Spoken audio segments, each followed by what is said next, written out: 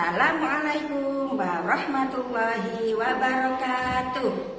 Bagaimana kabarnya anak-anak solih-solihah? Baik semua? Alhamdulillah. Saya doakan anak-anak semua dalam keadaan sehat dan sehat walafiat sehingga kita bisa melaksanakan kegiatan dengan lancar dan baik. Nah, pada pertemuan pertama ini kami akan membahas mata pelajaran Pendidikan Agama Islam dan Budi Pekerti pada fase B kelas 4, yaitu pada materi pertama tentang mengaji dan mengkaji surat Al-Hujurat ayat 13. Pada pertemuan pertama ini kita akan membahas tentang materi mari mengaji dan mengkaji Al-Quran surat Al-Hujurat ayat 13. Nah, pada tujuan pembelajaran pertama yaitu peserta didik mampu membaca dan menulis Al-Quran surat Al-Hujurat ayat 13 dengan baik dan benar. Sebelum kita memulai pelajaran ini, marilah kita membaca doa terlebih dahulu agar pembelajaran kita dapat berjalan dengan baik dan lancar. A'udzu billahi minasyaitonir rajim.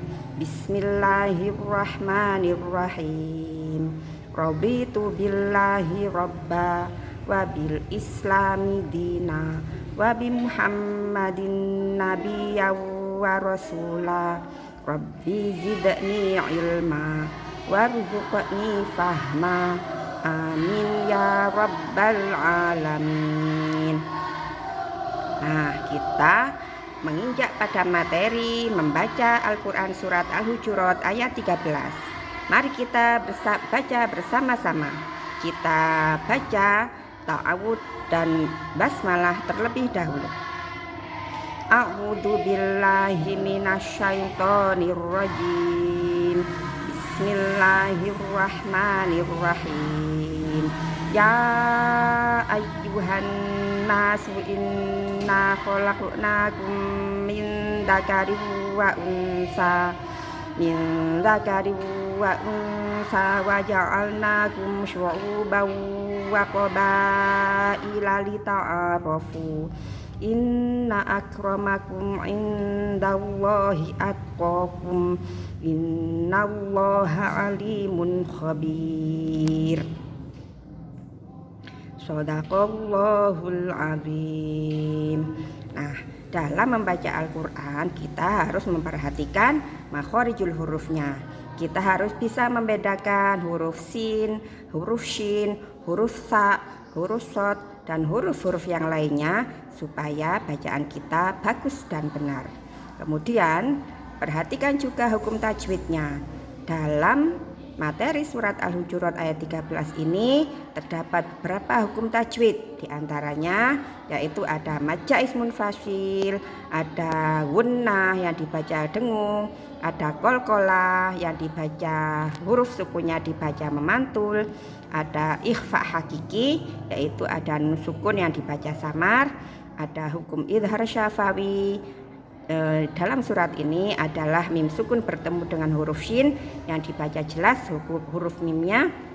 Kemudian ada hukum idgham bi gunnah yang dibaca dengung, dan ada hukum idhar halqi yang hukumnya harus dibaca dengan jelas. Nah, kita harus menerapkan kaidah tajwid dengan baik dan benar supaya bacaan kita diterima oleh Allah. Nah, kemudian mari kita belajar membaca secara bertahap sesuai dengan petunjuk berikut, yaitu sesuai dengan potongan ayat dari surat Al-Hujurat ayat 13 ini ya, yaitu dimulai dari kalimat yang pertama, ya ayyuhan nasu, kemudian inna khalaqnakum min dzakarin wa unsa wa ja'alnakum syu'uban wa qabaila lita'arafu.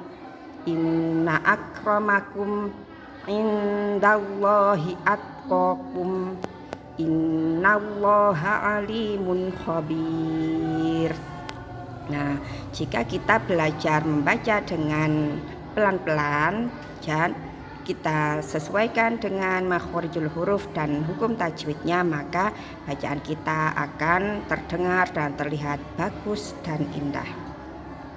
Nah, kemudian kita akan membahas tentang bagaimana cara menulis Al-Quran surat Al-Hujurat ayat 13. Nah, cara menulis ayat Al-Quran yang baik yaitu yang pertama dimulai dari sebelah kanan kemudian ke kiri.